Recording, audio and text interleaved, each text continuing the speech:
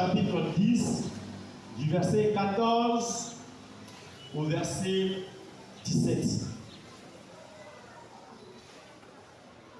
Comment donc invoqueront-ils celui en qui ils n'ont pas cru? Et comment croiront-ils en celui dont ils n'ont pas entendu parler? Et comment entendront-ils parler s'il n'y a personne qui prêche? Et comment y aura-t-il des prédicateurs s'ils ne sont pas envoyés? Selon qu'il est écrit qu'ils sont beaux les pieds de ceux qui annoncent la paix, de ceux qui annoncent de bonnes nouvelles. Mais tous n'ont pas obéi à la bonne nouvelle. Aussi Ésaïe dit-il: Seigneur, qui a cru à notre prédication?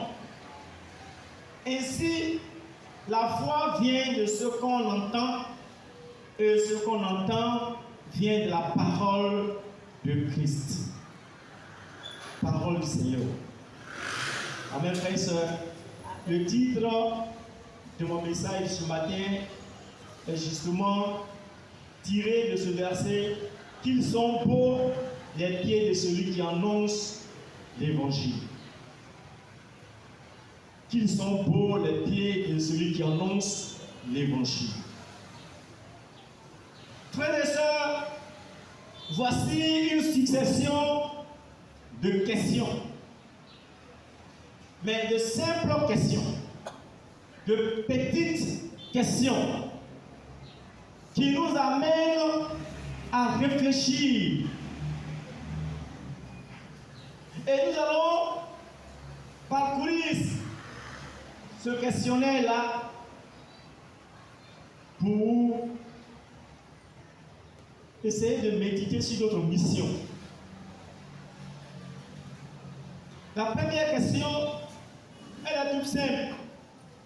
Comment invoqueront-ils celui en qui ils n'ont pas cru?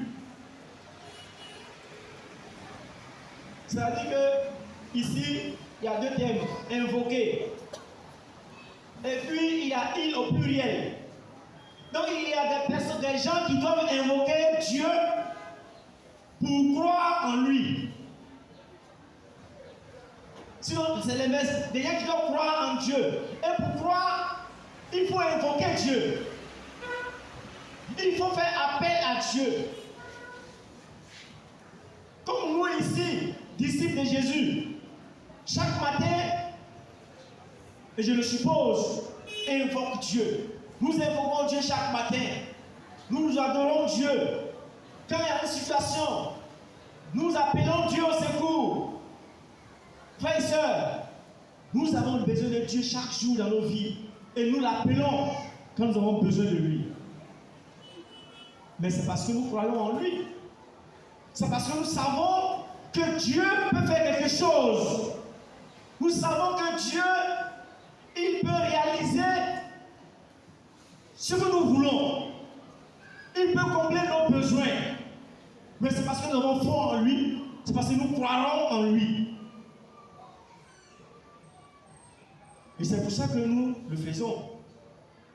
Sinon, ce n'est pas tout le monde qui croit en Dieu. Et vous êtes d'accord avec moi qu'il y a des gens qui ne croient pas en Dieu. Parce que il y a d'autres personnes qui croient en d'autres dieux. Et malheureusement, ils sont les plus nombreux, ceux qui ne croient pas en Dieu. Parce que chacun a son petit Dieu quelque part. Les musulmans ont leur Dieu, les féticheurs ont leur Dieu, les bouddhistes ont leur Dieu, les maïkanis ont leur Dieu. Tous ceux qui sont comme secte, chacun a son Dieu qu'il prie. Frères et sœurs, mais ici, il s'agit du vrai créateur, du Dieu qui a créé le ciel et la terre, qu'on appelle Yeshua, Elohim, El Shaddai, le Dieu tout-puissant. Frères et sœurs, ce Dieu qui a ressuscité Jésus-Christ dans les morts, c'est ce Dieu-là dont il est question ici. Comment les gens vont faire appel à lui s'ils ne croient pas en lui, s'ils ne mettent pas leur foi en lui, s'ils n'ont pas confiance en lui? Comment peux-tu faire appel à lui? N'est-ce pas qu'on se confie à quelqu'un à qui on a confiance? Je ne peux pas me confier à toi si je n'ai pas confiance en toi. Ça c'est clair, c'est une vérité, frères et sœurs. Si moi je te dis, frère, voici le secret de ma vie, mais c'est parce que je te voue une confiance totale. Oui, mais parce que je sais que tu ne vas pas trahir cette confiance-là. Et c'est pour ça que je te prends de côté, je dis, tu es mon ami, voici mon secret. Frères et sœurs, comment les gens croiront en Dieu si... Comment appelleront-ils Dieu s'ils n'ont pas confiance en lui? Et donc c'est clair qu'il y a ceux qui annoncent l'évangile. Il y a ceux qui vont appeler d'autres personnes à croire en Dieu. D'où la deuxième question. Et comment croiront-ils en celui dont ils n'ont pas entendu parler? Oh oh, donc il faut parler. Il ne suffit pas de croire. On ne peut pas susciter la croyance de quelqu'un à un Dieu si on ne lui parle pas de Dieu. C'est-à-dire qu'ici, il est nécessaire d'ouvrir la bouche et de parler. Parler. La parole sort de ta bouche, de ma bouche. Comment croiront-ils en lui, en celui dont ils n'ont pas entendu parler? Ils n'ont pas entendu parler. Frères et sœurs, les gens entendent beaucoup de messages, mais il y a des messages qui transforment la vie de quelqu'un. Rappelez-vous cette fois la femme qui perdait du sang pendant 12 ans et qui a touché Jésus. Alors que Jésus était entouré d'une foule dense. Et la femme a tout fait. Elle n'a pas touché Jésus, mais elle a juste touché sa robe, son habit. Il n'y a pas eu de contact entre elle et puis le physique de Jésus. On dit qu'elle a touché le pain de Jésus. Mais comment Jésus a su que quelqu'un l'a touché? Comment? C'est incroyable. Mais les gens le touchaient, c'est évident. Et même les disciples ont posé la question, mais Seigneur, mais il y a plein de gens qui t'ont touché. Ils disent non, il y a quelqu'un qui m'a touché. Parmi beaucoup de choses, parmi d'attachement, de contact, il y a un contact qui est différent des autres contacts. Beaucoup de gens entendent des messages, mais il y a un message que les gens entendent qu'ils n'ont pas encore entendu. Et c'est toi qui détiens ce message. Comment parlent-ils en lui si ils n'ont pas entendu parler de lui? Ta manière de parler de lui est différente des autres messages. Je me demande si est-ce que nous sommes conscients de cela? Est-ce que nous réalisons que le message que nous portons est différent des autres messages que les gens entendent? Bref, mon frère. Est-ce que nous réalisons ça? Il y a quelqu'un qui vient se dire, waouh, je n'ai jamais vu ça. Je n'ai jamais entendu ça. Je n'ai jamais vu une telle communauté. Je n'ai jamais entendu tel message. On ne m'a jamais regardé dans le visage et me dit la vérité. Oui, Seigneur, frères et sœurs, c'est la vérité. Il y a un message et puis message.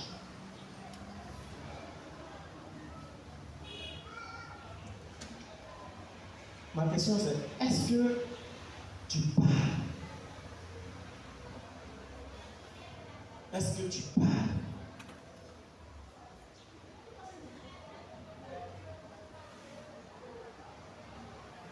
Oui, tu parles. Tu peux dire bonjour, tu parles avec ta femme, tu parles avec ton mari, tu parles avec papa, tu parles avec maman, tu parles avec ton voisin, vous parlez. C'est de quelles paroles il s'agit ici? Tu vas dire, mais moi je cause avec mon voisin, on parle des ballons. Et tu parles de ballons avec ton voisin. Tu parles de politique avec ton voisin. Tu parles de tout avec ton voisin. Mais de quelles paroles s'agit-il ici?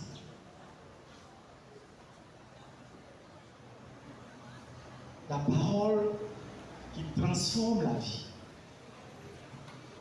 C'est ça qu'il s'agit. Et combien sont parmi nous ceux qui parlent dans le sens de ce qui est écrit? On a lancé une campagne d'évangélisation. Mais pendant que le programme a été défini depuis longtemps et communiqué, combien même se gênent?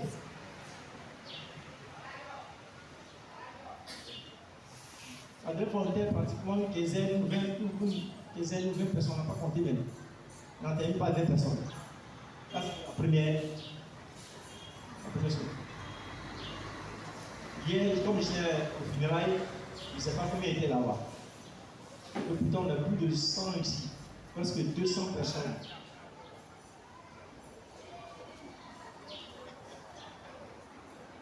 Et tu étais où? On était où?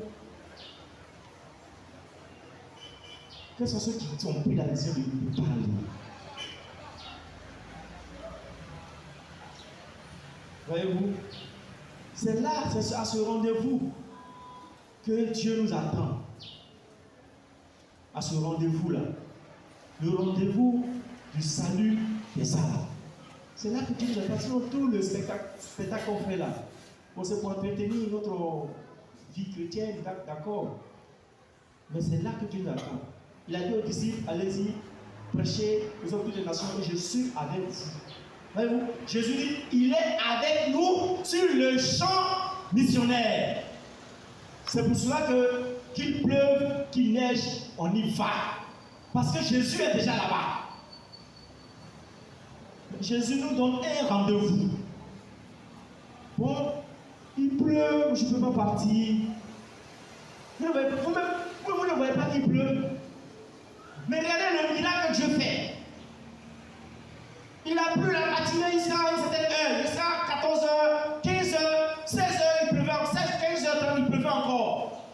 À 17h, la pluie s'est arrêtée. La pluie s'est arrêtée et nous on est partis, on a évangélisé. On a rencontré des personnes, on a prêché la parole. On est rentré tranquillement à la maison et puis la pluie a repris son travail. Si tu n'es pas sur le champ missionnaire, tu ne verras pas ces miracles-là. Tu vas peut-être penser que non, mais c'est une évidence, il pleut, la pluie s'arrête, puis ça vient. Non. Parce que tu n'as pas les yeux de Dieu. Quand on réfléchit comme ça, on ne voit pas les choses avec la foi. Il pleut, tu es tranquille chez toi. Bon, là le soleil, quand il vient là, donc toi, c'est quand tout va bien que tu es chrétien. Tout va bien là, tu es chrétien. On dit de prêcher la parole en temps favorable ou non. Ça, c'est écrit aussi dans la parole de Dieu. Il faut parler. Amen, frères et sœurs. Il faut parler. Dieu nous attend sur rendez-vous. Le chrétien doit parler, doit annoncer l'évangile de Dieu. Le chrétien n'a pas intérêt à fermer sa bouche. Il doit parler, parler, encore parler, dire la vérité, enseigner la vérité. Aider les gens à connaître Dieu. Telle est la mission du chrétien. Et comment entendront-ils parler s'il n'y a personne qui prêche? Ça, c'est votre question. S'il n'y a personne qui prêche, comment ils vont entendre parler de lui? Comment vont-ils entendre parler de lui s'il n'y a personne qui prêche? Si tout le monde se tait, alors dites-moi, comment les gens vont changer de vie? Si ceux qui doivent parler sont devenus des poules mouillées, des muets, comment entendront-ils parler de lui s'il n'y a personne qui prêche? S'il n'y a personne qui prenne la décision pour étudier la Bible avec les gens, s'il n'y a personne, comment les gens vont-ils être sauvés? Comment? Je pose beaucoup de questions. Et l'Esprit nous pose ces questions ce matin. Comment voudrions-nous que des hommes changent de vie si on n'a pas la force, le courage, la foi nécessaire pour parler de la part de Dieu? Comment les gens vont dire si personne ne prêche? Si nous tous, on se tait. Imaginez un seul instant, si chacun d'entre nous ici, chacun a au moins une étude biblique. Ne serait-ce que même un disciple, une étude biblique. Alors il faudrait peut-être une centaine d'études bibliques. Au moins une centaine d'études bibliques. Si chacun prend la décision pour dire, je m'en vais chercher quelqu'un avec qui je vais partager ma foi. Si au moins cette personne prend la décision, c'est clair que parmi les 10, parmi les 100 personnes, mais chaque semaine, on aura des baptêmes ici. Et puis l'église sera joyeuse, glorieuse. Mais si tu fermes la bouche, que tu ne parles pas, que tu ne prêches pas,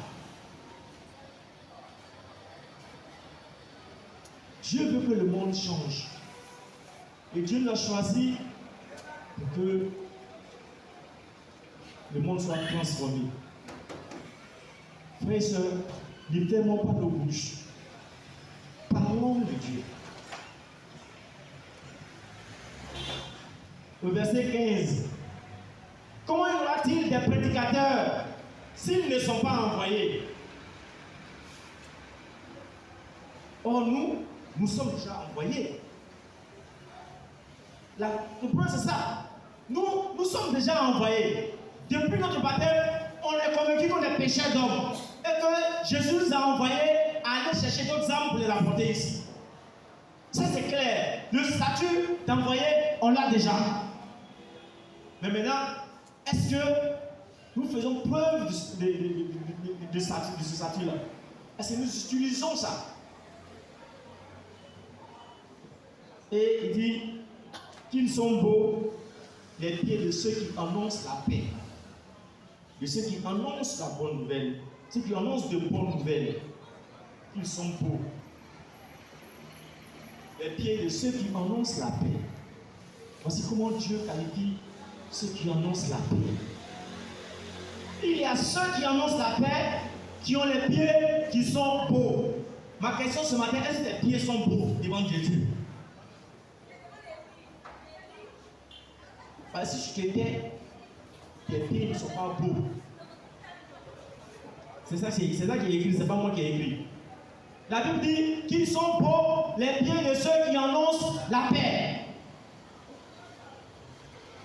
Donc si tu annonces la paix, alors sois convaincu que ce que Dieu dit c'est la vérité, tes pieds sont beaux.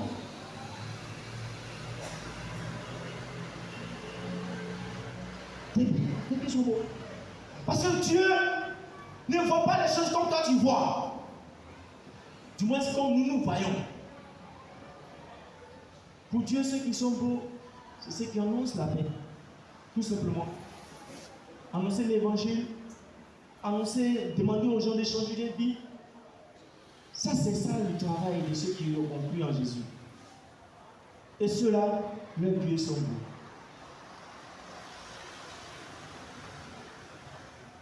Mais avec Dieu, il n'est jamais trop tard. Tu peux encore te rattraper. Mais c'est lorsque tu marques une indifférence totale,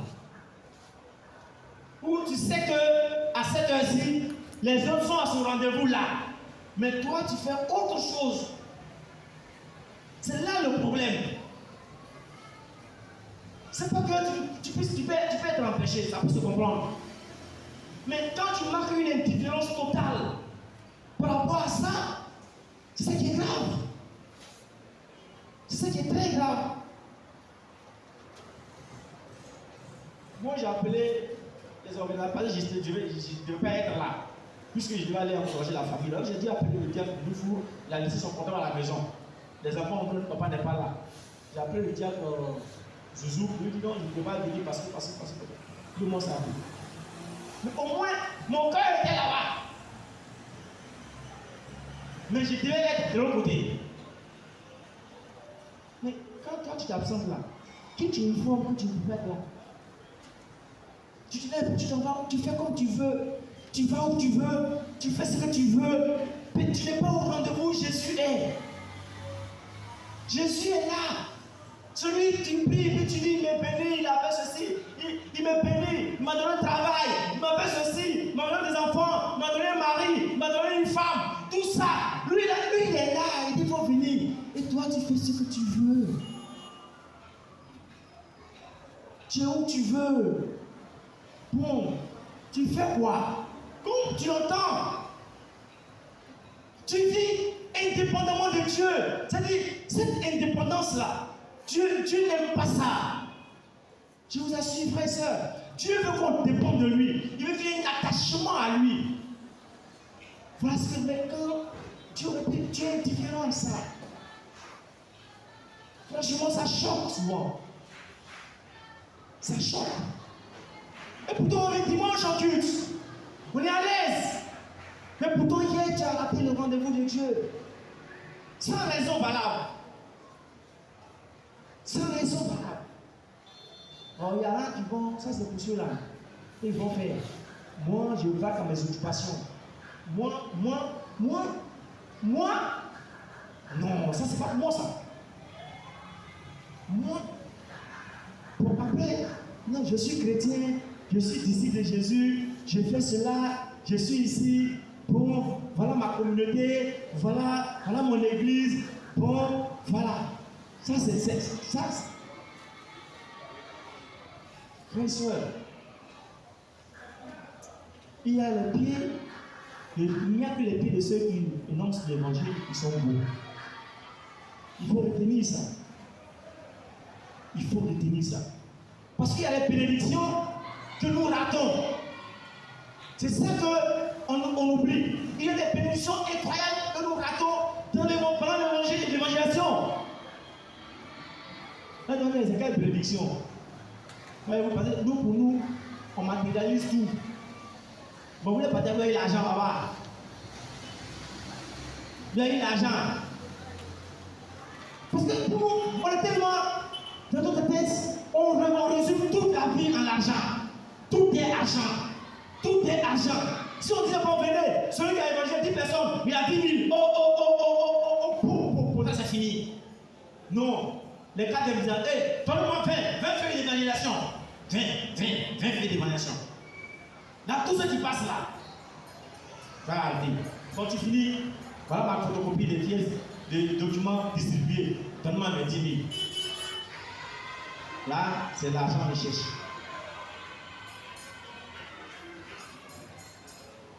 Vous ne savez pas la présence incroyable de Dieu, ce que ça fait de la vie de quelqu'un.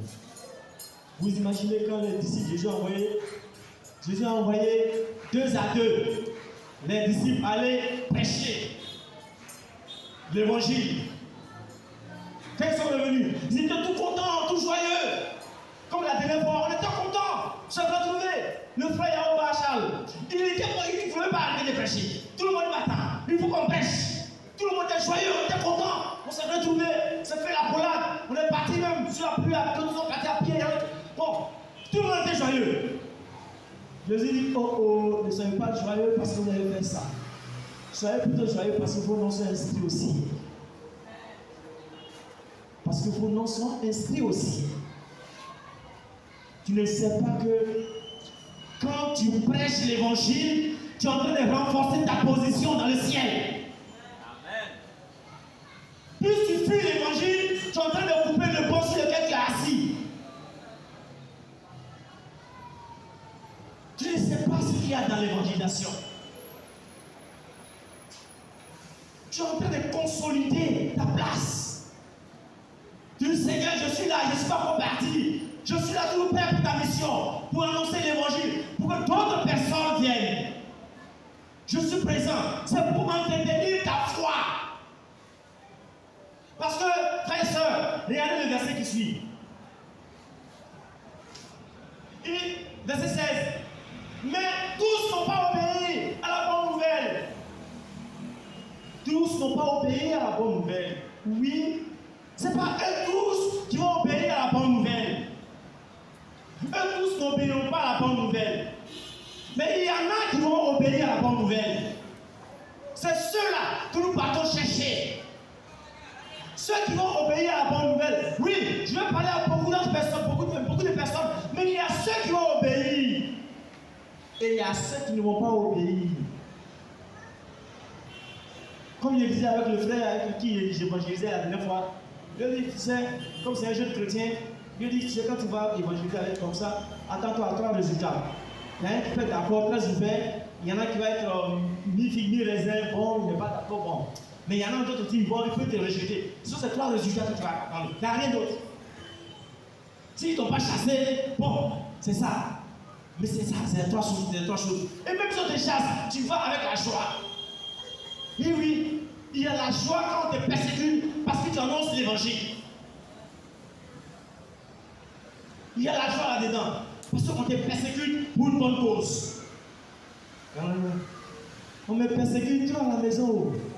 On me persécute à la maison, on me persécute. Il y a quoi? Oh, maintenant, tu as vu, non? 2 jours là, on me passe bien dans ma sauce. Ça, c'est persécution. Il n'y a pas. Ma viande là, même dans ma viande là, on me donne os seulement. Ça, c'est persécution. Frère, je souffre. Chez moi là, on ne me donne plus à manger. Je souffre. Ça, c'est persécution.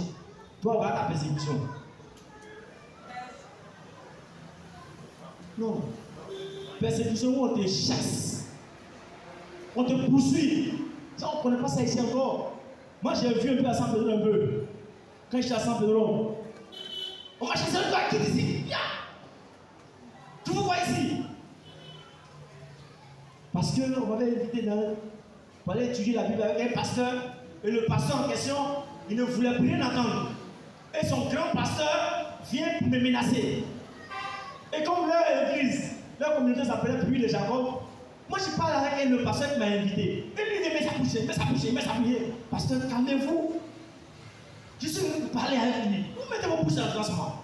Il dit non. L'autre dit non, il m'a pris, il me pèse. Ça m'a pas fait lui. Il n'a qu'à se taire. C'est pas pour lui que je suis venu. Il dit non. Mais je lui ai dit, ok, s'il continue comme ça, bon, vous tous qui êtes autour, parce qu'au fur et à mesure, quand je me suis mis à le pasteur en question, c'était en fait, ça fait comme si notre commence d'écrire le 8 semaines à 18h30. Donc le pasteur me donne rendez-vous à 17h30 par là. Donc de 17h30 à 18h30, les gens viennent pour leur culte de 8 semaines, en train de étudier la Bible avec un de leurs pasteurs. Donc leur grand pasteur, il est venu écouter ce que je t'avais dit. Mais comme il a vu que ça ne les arrangeait pas, il a commencé à me poser des questions pêle-mêle. Il dit, non, calme-toi, pasteur. Je peux prendre rendez-vous avec toi. Vous parlez toutes les questions, on peut régler. Mais pour l'heure, c'est lui là qui va l'inviter. Calme-toi. Tous les visages de ces disciples ont commencé à changer. Et puis j'ai dit, bon, ok. Il devenait de plus en plus menaçant. Moi, j'ai averti vous là, vous qui m'écoutez tous ici. Si vous ne faites pas attention, ce monsieur va vous conduire dans votre puits de Jacob. Ils vont tous mettre dedans. Pour faire ça, c'est la parole que je ne vais pas dire. Le poste sur lequel j'étais assis, ils ont soulevé ça, sort ici. Sort. Ils m'ont chassé. J'ai dit, mes frères et sœurs, mais quand je ne quittais pas, il y a des gens parmi eux qui m'ont suivi. Il y en a qui ont été baptisés aujourd'hui. Et ils sont encore à l'église de San Pedro. Amen, frères et sœurs. C'est ça qui est la vérité. Ils m'ont suivi, ils disent non, lui là c'est pas pasteur. Lui là c'est pas pasteur. Un pasteur ne fait pas ça. Vous comprenez? Mais quel est le message qu'ils ont entendu? C'est le message que j'ai annoncé. On était combien? On était encore 2 disciples. Madame Lago et moi. Et on en fait tous ce dégât là-bas. Et quand il nous voit dans la rue, mais c'est pas possible. Il y a des gens grands quand même. Il ne veut pas croire la vérité. Donc, il a dit, bon, ok, mes frères et sœurs, la persécution fait partie de ceux qui annoncent l'évangile. N'ayons pas peur d'être persécutés. Allons-y et évangélisons. Amen, frères et sœurs. Parlons de Dieu. Parce que Dieu fait affaire de nous des ambassadeurs. Disons 2 Corinthiens chapitre 5, on va s'arrêter là. 2 Corinthiens chapitre 5, verset 19 au verset 20. Oh, le monde religieux. Il faut deux fois plus de fois pour y vivre. 2 Corinthiens chapitre 5, verset 19 au verset 20. Je lis la parole de Dieu. Car Dieu était en Christ, réconciliant le monde avec lui-même, en n'imputant point aux hommes leur offense. Et il a mis en nous la parole de la réconciliation. Nous faisons donc les fonctions d'ambassadeurs pour Christ. Comme si Dieu exhortait par nous, nous vous en supplions au nom de Christ, soyez réconciliés avec Dieu. Amen, frères et sœurs. Nous sommes des envoyés de Dieu. Nous sommes des ambassadeurs de Dieu. Nous faisons fonction d'ambassadeurs. Ce que Dieu nous demande, c'est juste que nous jouons notre rôle d'ambassadeur. Être celui-là même qui parle de la part de Dieu. Être celui-là même qui annonce, qui donne les nouvelles de son pays. Oui. Tellement on a annoncé, avant-hier on a nommé Kakabé, ambassadeur de la Côte d'Ivoire au Gabon. C'est le président de la République qui a signé le décret de nomination. Il s'en va. Il parle de la part de qui là-bas? Il va parler de la part du président de la République, de la part du gouvernement ivoirien. S'il ne joue pas son rôle, allez, clairement. S'il va et parler d'autres choses, forcément ils vont le renvoyer. Frères et sœurs, nous faisons fonction, nous jouons le rôle des ambassadeurs. Parce que ici-bas, nous sommes dans une patrie qui est différente de l'autre patrie. Nous sommes dans une patrie. Nous sommes dans un pays. Dans un pays. Et notre pays ici, c'est le royaume de Dieu. Amen. Et notre envoyé, c'est Jésus-Christ qui nous a envoyés. Il nous a envoyés pour parler aux autres qui ne sont pas dans notre pays, mais qui sont dans notre pays. De sa part, on va parler aux autres. Si je me tais, ils n'auront pas la foi pour avoir accès ici et pour être sauvés, frères et sœurs. C'est un lieu de refuge, un lieu de sauvetage. C'est comme un bateau qui a pu prendre naufrage sur l'eau. On envoie un autre bateau de sauvetage pour que les naufragés y entrent pour que leur vie soit sauvée. C'est ce bateau-là que le royaume de Dieu constitue, mes frères et sœurs. Le monde est en naufrage. Le monde va en perdition.